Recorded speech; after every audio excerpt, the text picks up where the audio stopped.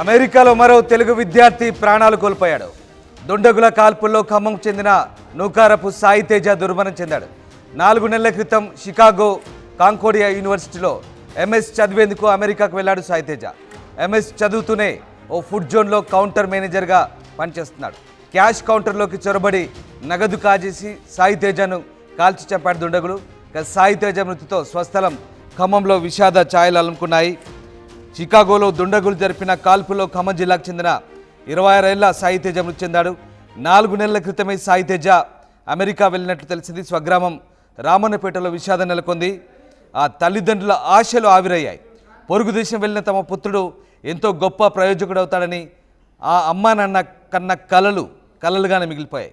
అమెరికాలో శనివారం తెల్లవారుజామున జరిగిన విచక్షణారహిత కాల్పులో ఖమ్మం జిల్లాకు చెందిన విద్యార్థి సాయి తేజ మృత్యువాత పడ్డాడు.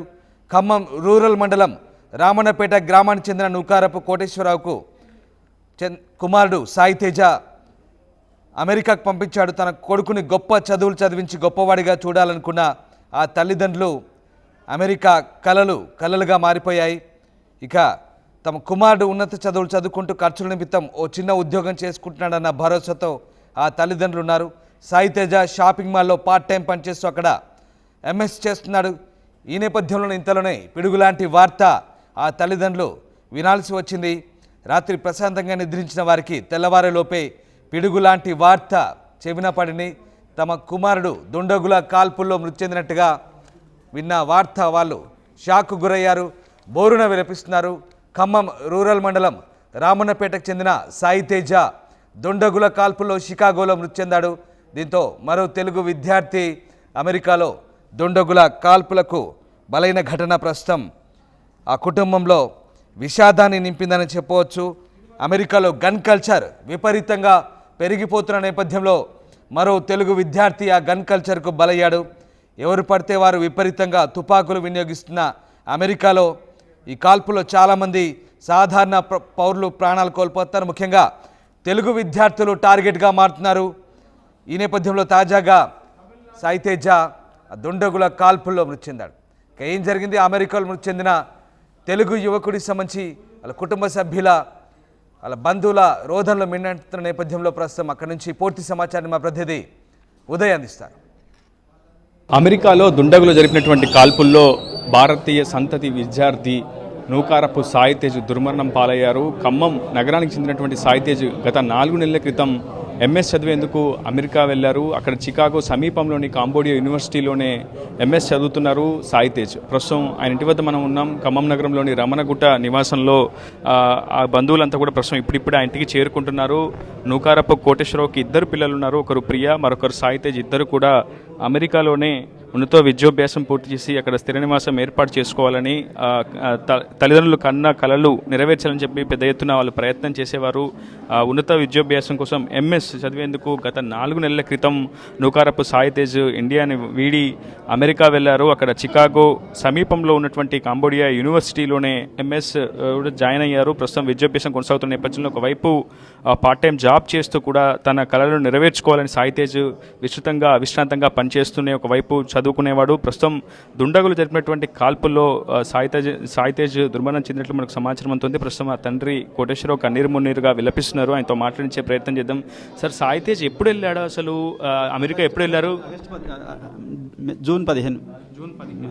అక్కడ సీట్ వచ్చిందా? ఏ యూనివర్సిటీలో సీట్ వచ్చింది? కాన్పూర్ యూనివర్సిటీ. ఓకే, తర్వాత ఏం జరిగింది సార్? ఈ ఎన్ని గంటలకు జరిగింది ఈ ఘటన? అసలు సాయంత్రం 6కి. సాయంత్రం 6 అంటే మనకి తెల్లవారుజామున మనకి ఇండియా అక్కడ ఈరోజు తెల్లవారుజామున ఇండియా కానీ అక్కడ అమెరికాలో 6. ఎవరిచ్చారు సమాచారం? ఎవరిచ్చారు? అసలు ఎలా జరిగిందట? అక్కడ మా చుట్టాలు ఇచ్చారు. ఆ తండ్రిని కొంచెం మనము స్పందించే పరిస్థితిలో లేరు. వాళ్ళ బంధువులతో మాట్లాడించే ప్రయత్నం చేద్దాం. అన్న, ఏం జరిగింది? ఎంతమంది పిల్లలు కోటేశ్వరరావు గారికి ఒక పాప, బాబు. పాప ఆల్రెడీ 4 ఇయర్స్ బ్యాకే యూఎస్లో ఉన్నారు. ఎంఎస్ కంప్లీట్ అయిన తర్వాత జాబ్ కూడా చేస్తున్నారు. మన జూన్ 15న ఇక్కడ హైదరాబాద్లో బీబీఏ కంప్లీట్ చేసిన బాబు ఎంఎస్ కోసం అమెరికా వెళ్ళడం జరిగింది. జనరల్గా మన ఇండియా నుంచి పోయిన పిల్లలు పార్ట్ టైం జాబ్ చేయడం అనేది ఆనవాయితీ. పోయిన 1 మంత్ తర్వాతనే అక్కడ ఒక పార్ట్ టైం జాబ్ స్టోర్లో చేస్తూ ఉన్నారు. ఆ స్టోర్లో చేసే క్రమంలో అమెరికన్లో జనరల్గా గన్ కల్చర్ ఉంటుంది. స్టోర్ ఇన్ఛార్జిగా ఉన్న ఈ నూకవరపు సాయి తేజ దగ్గరకు వాళ్ళు వచ్చారు. అమౌంట్ అడగగానే వెంటనే కౌంటర్ నుంచి తప్పుకొని వాళ్ళు అమౌంట్ తీసుకున్న తర్వాత సాయి బయటకు వచ్చే క్రమంలో గన్తో కాల్చి చంపేయడం జరిగింది. అక్కడ మీ బంధువులు సంప్రదించే ప్రయత్నం చేశారా? కంప్లైంట్ ఇవ్వడానికి కానీ అక్కడ ఉన్నటువంటి మన బంధువులు కావచ్చు, ఇక్కడ ఎన్ఆర్ఐ అసోసియేషన్ నుంచి ఏమైనా సపోర్ట్ అందుతుందా? అక్కడ ఎంబసీ నుంచి ఏమైనా సమాచారం అంది? ఉందండి. వెంటనే మార్నింగ్ 5:30 4కే అక్కడ మాకు లేటుగా సమాచారం అందని అక్కడ తానా మరియు ఎన్ఆర్ఐ ప్రతినిధులు వాళ్ళందరూ కూడా బాధ్యత తీసుకున్నారు. అక్కడ రేపు పోస్ట్ మార్టం దానికి సంబంధించిన ప్రక్రియ మొత్తం చూస్తూ ఉన్నారు. కోటేశ్వరరావు గారి బంధువులు కూడా అక్కడికి చాలామంది, వాళ్ళ కుటుంబ సభ్యులు కూడా చాలామంది ఉన్నారు, అక్కడ చేరుకున్నారు. అంటే ఇది ఒకటి మొదటిసారి కాదు.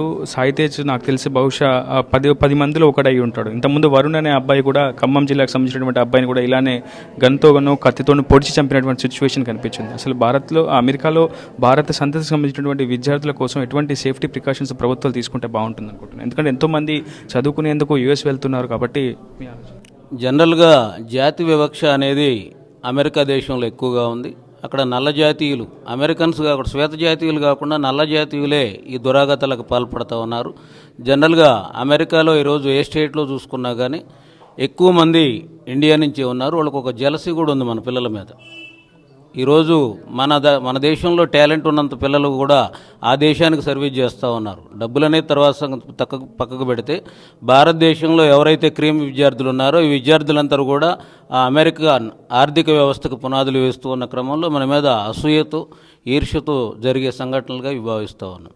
మొత్తంగా ఏదైనా అమెరికాలో గన్ కల్చర్కి మరో భారత సంతతికి చెందినటువంటి విద్యార్థి అయితే బలైపోయాడని చెప్పుకోవాలి. ఇప్పటికే ఖమ్మం జిల్లాకు సంబంధించినటువంటి పలువురు విద్యార్థులు యుఎస్లో ఉన్నతోభ్యాసం కోసం వెళ్ళినటువంటి విద్యార్థులు చాలామంది కూడా ఇటీవల దుర్మరణం చెందారు. అందులో భాగంగా నూకారపు సాయి తేజ్ కూడా ఎంఎస్ చదివేందుకు చికాగో వెళ్ళినటువంటి అతను పార్ట్ టైం జాబ్ చేస్తున్నాడు. ఒక స్టోర్ మార్కెట్లో పనిచేస్తున్న సమయంలో ఈరోజు తెల్లవారుజామున 6 గంటలకు కొంతమంది దుండగులు స్టోర్లోకి అక్రమంగా ప్రవేశించి డబ్బుల కోసం అతన్ని బెదిరించి అక్కడ డబ్బులు నగదునంతా కూడా కాజేసి ఆ తర్వాత గన్తో కాల్చి చంపినట్లు తమకు సమాచారం అందినట్లయితే నూకారపు సాయి తేజ కుటుంబ సభ్యులు తల్లిదండ్రులు చెప్తున్నారు. వాళ్ళంతా ప్రస్తుతం శోకసంద్రంలో మునిగిపోయారు. ప్రస్తుతం కుటుంబ సభ్యులంతా కూడా వారికి కొంత భరోసానిచ్చే ప్రయత్నం చేస్తున్నారు. ఆ ఇంటికి చేరుకొని వాళ్ళకు కొంత ఈ సమయంలో అండదండగా ఉండాల్సినటువంటి అవసరం ఉందన్న నేపథ్యంలో ఒక సామాజిక బాధ్యతగా ఆయన బంధువులు, కుటుంబ సభ్యులు, స్థానికులు, సహచరులు అంతా కూడా కలిసి కోటేశ్వరకు కొంత భరోసానిచ్చే ప్రయత్నం చేస్తున్నారు. ప్రస్తుతం ఆ తల్లిదండ్రులు అయితే కన్నూరి మున్నూరుగా విలపిస్తున్నటువంటి సిచ్యువేషన్ ప్రస్తుతం ఖమ్మం నగరంలో నెలకొంది. ఏదేమైనా